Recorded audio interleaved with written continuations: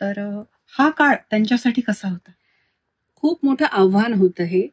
कारण जे आवाज आता ज्यांचा उल्लेख तुम्ही केलात, तर ते खूप लोकप्रियतेच्या चरम बिंदूवर पोहोचलेले होते आणि उत्तम गात होत्या. या गायिका चांगलं गात होत्या, काम व्यवस्थित चाललेलं होतंच.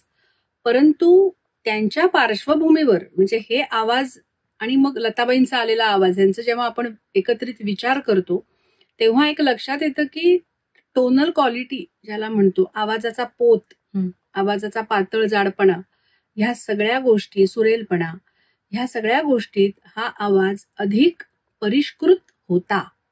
कशा अर्थाने परिष्कृत होता? तर तो जास्त संस्कारित होता, पहिली गोष्ट.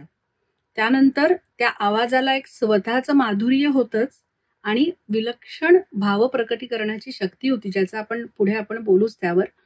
पण सुरुवातीच्या काळात कानांना सवय नसल्यामुळे अनेक संगीतकारांनी हा असा आवाज नाकारलाय की इतनी महीन आवाज नहीं चलेगी. आणि गुलाम हैदर साहेब, एक मोठे संगीतकार त्या काळातले, त्यांना हा विश्वास होता की हा आवाज अमर्याद शक्यतेचा आहे, या आवाजाची रेंज अफाट आहे, तर त्याचा उपयोग खरं म्हणजे करून घेतला पाहिजे. पण सुरुवातीला तो स्वीकारला गेला नाही. पण गुलाम हैदर साहेबांनी तेव्हा वर्तवलेली भविष्यवाणी होती की आज तुम्ही या मुलीचा आवाज नाकारताय, पण उद्या तुम्ही तिच्या घरासमोर रांग लावाल. कारण लताबाईंची देहयष्टी किडकिडीत, साध्या होत्या अतिशय, आणि वय लहान, कमी होतं, अनुभव नाही, आणि असं ही एवढी दुबली पतली लडकी आहे, क्या गायगी, असं वाटणंही त्यांना साहजिक होतं.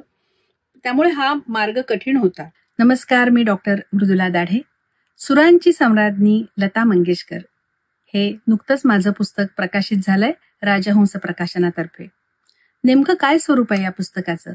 तर लताबाईंची गायकी मी त्यात विशद केलेली आहे, त्यावर माझं काही निरीक्षण मी मांडलेलं आहे, आणि नंतर त्यांच्या 25 निवडक गाण्यांचं विश्लेषण केलेलं आहे. आपण कैक वेळा त्यांची गाणी ऐकतो, पण नेमकी त्यांची गायकी समजून घेणंही खूप महत्वाचं आहे.